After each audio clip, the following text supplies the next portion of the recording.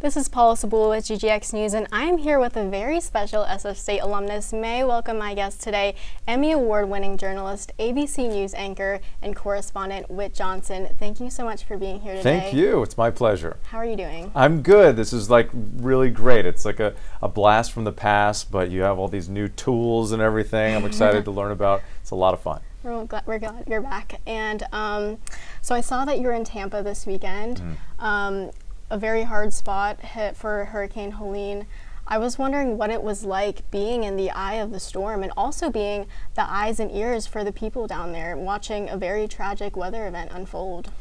Natural disasters are challenging in so many ways to cover. The one benefit that we have is it's in the forecast, so we know it's coming. Right, so we're able to get on the ground and get there early, and we get a bunch of resources in place and a bunch of snacks and literally like food to eat in case everything melts down and you need to hunker down for a while.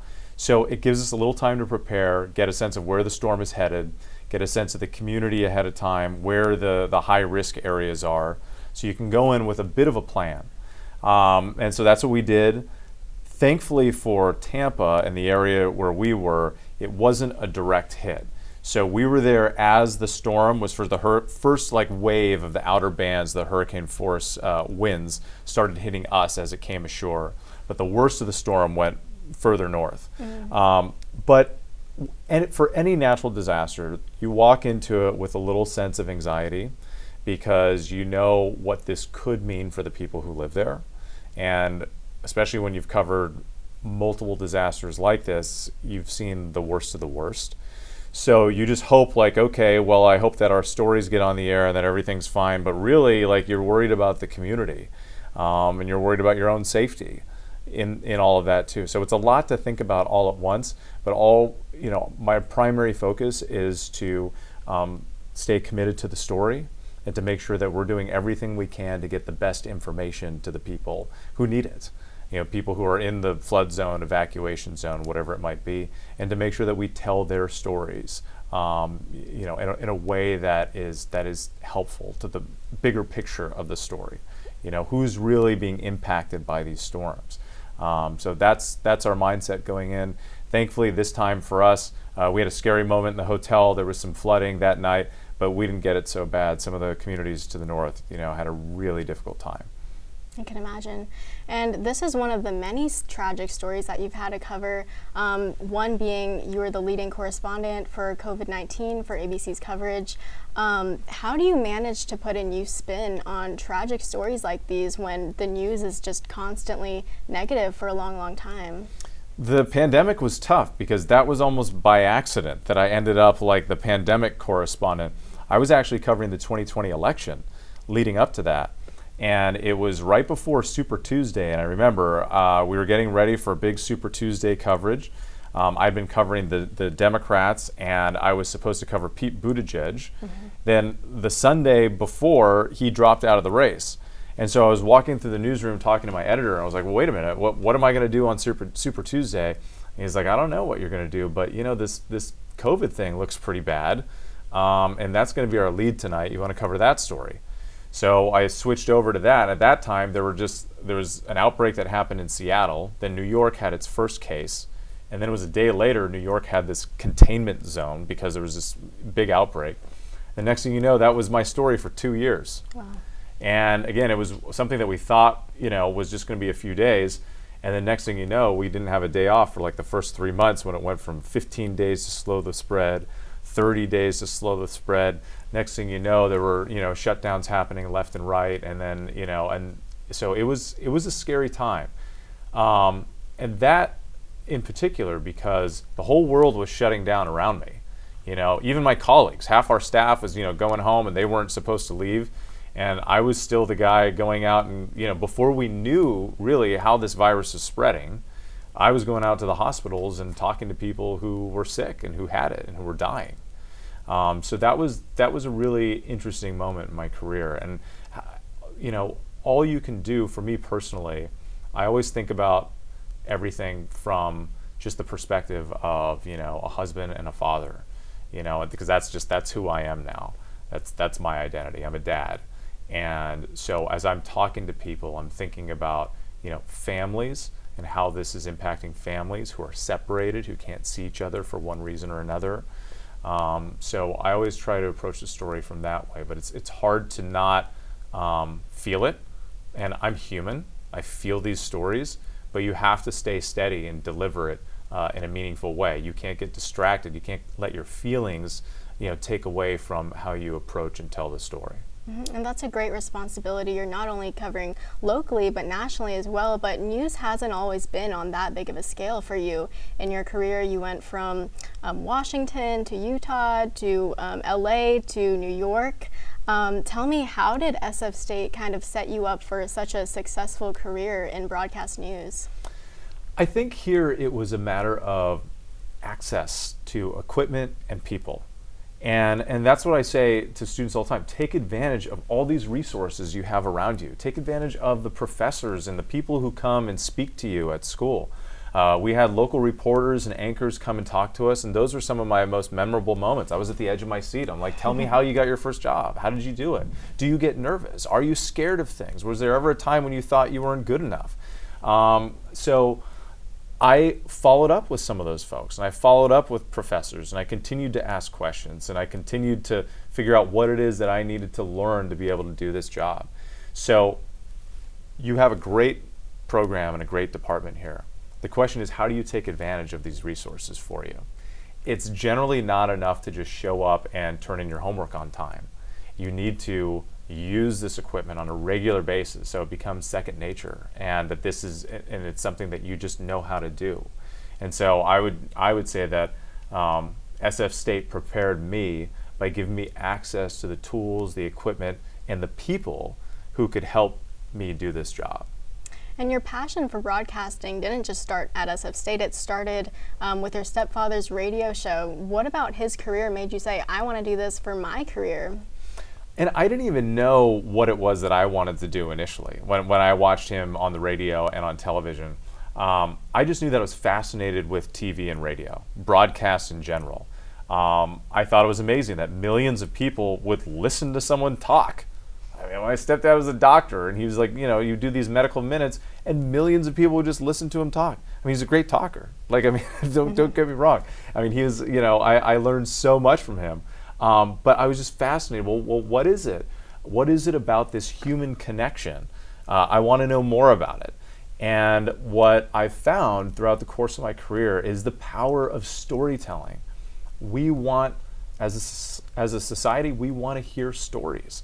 We want to be, look, when something's difficult, we want to know, why it's difficult. How did you get through it? What got you through it? What do I need to learn to protect myself, protect my family? Putting together stories that relate to people.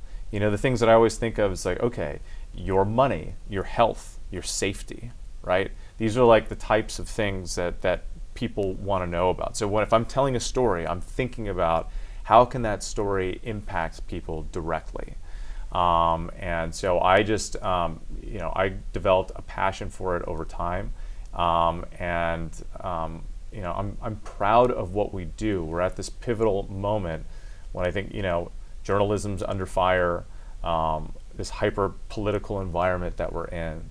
But I still believe in what we do so much that I want to encourage the next generation to say, hey, don't just give up, let's find a better way, let's find a better way, more engaging way to tell these stories, and I want to be part of that evolution.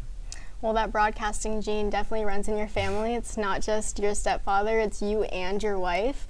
I was wondering, how do you guys manage to balance work and home life, having, a wife and 2 daughters with the demanding workload of a journalist? That is the question I've been waiting to hear all day, because it is incredibly difficult. I don't know that I have it figured out. I don't know that anybody has it figured out.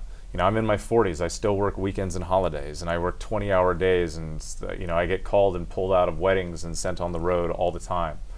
My wife and I had when we first got into this business, and when we first got together, I was in Yakima, okay? I didn't think that I was going to, my definition of success back then was will someone keep paying me to do this job anywhere, let alone the network level. So as we approached this together, our rule was, like our jobs, love each other, right? And separate career from job. The job is where you're physically working at that time, but the career is television news journalist, right? You don't need one specific job to have the career, right? So if one of us got an opportunity that was too great to pass up, we pursued it, and the other one would have trust and faith in their abilities that they would pick something up wherever they went. And that's what happened. And my wife and I lived in 5 states plus DC, and we managed to each move around and get jobs. When I took this job at ABC, she took a step back and freelanced. So now she's freelancing, and that gives us more of that work-life balance that we were talking about. But I know we don't have a ton of time, but I want to tell you one story about balancing life and work. Mm-hmm. I quit network news in 2012 after I was at CBS because I was afraid. My wife became pregnant, and I was on the road 200 days out of the year. I was a news puppy at CBS News in Washington, D.C. I was very young at the time, struggling to make a name for myself. And I thought, there's no way I can be a good father and do this job. And I had opportunities at other networks, at ABC and NBC, but that time I decided to go back to local news. And people thought I was crazy. They're like, you're in Washington, you're like a network correspondent, you're gonna go back to local news. And so I went back to LA and I became an anchor there. And not only was that better for my family, but it actually helped my career, because I got to go back and anchor in a large market at a high level that had lots of breaking news all the time. And it actually ended up benefiting my career more, that when I went back to network news, I was much more prepared and comfortable in my own skin and who I was as a storyteller. So that's one example where, like, you're gonna have to make choices and make sacrifices. And you might be surprised that sometimes what you think might be a choice against your career ends up helping your career. For me, again, I mentioned before, my identity, is not just I'm a journalist, but I'm a dad. That is my life. And I take that mindset into the stories that I tell. And I feel stories a different way because of that. But you have to make incredibly difficult choices. I would say always choose family and love first. The rest of it will sort itself out. My wife and I have been married 17 years, and we've had the craziest life. We've been all over the place. But we're best friends. She's my partner. And, and I would walk away from this job in a heartbeat if it was going to threaten that, threaten my ability to be there for my girls. Well said. And building off of the choices that you make for your career, my last question is for you is, you were born in San Francisco, raised in San Francisco, you love the Niners, but you never came back to the Bay Area. Yep. I want to know what influenced your decision to pursue opportunities outside of the Bay Area, if that was your plan. My plan initially was to get back to the Bay Area. This is where I wanted to be. But I couldn't get a job here. Nobody wanted to hire me. Nobody in San Francisco wanted to hire me. And frankly, the market was just too big for somebody out of college to be on camera.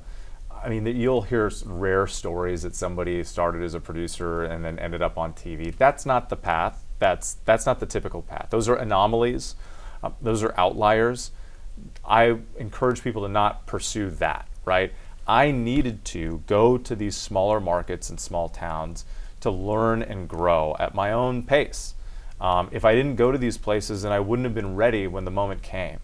And I think a challenge for a lot of people who get into this business is knowing where they truly are, right? Everybody wants to go for the big thing, shoot for the moon. I want this, I want that. But sometimes you can get an opportunity too soon.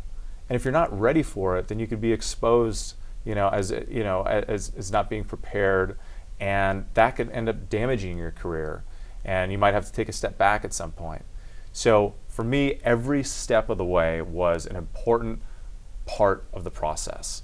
And I would learn and grow. And I kept looking back at San Francisco. There were moments after Salt Lake, I spoke to my old news director at KGO. I'm like, hey, what do you think? And he was like, eh. And I was like, okay, well, I got 2 network opportunities. I got 2 opportunities in LA. I'm just going to skip the whole San Francisco thing and go pursue this. And that's what I did. And I ended up in DC. And then at that point, I even thought about coming back to the Bay Area after I was at CBS, but then the opportunity came up in LA. It was a better opportunity, so it never happened. I still love San Francisco. I still love my Niners. You know, even though I watched them lose in the Super Bowl, which was incredibly painful. But no, I'm still a Bay Area dude through and through. But I don't know if I'm going to be moving back anytime soon. Well, that said, I'm really glad you're back in San Francisco, even if it's just for the day. Thank you, Whit, for being here. It's really been a pleasure having you here. Thank you. Pleasure's all mine. It's really been great. Thank you. And for the viewers watching who want to see Whit Johnson in action this weekend, tune into ABC's Good Morning America and World News Tonight, where he will be anchoring in New York. Thanks for joining me in San Francisco. Paula Sibulo, GGX News.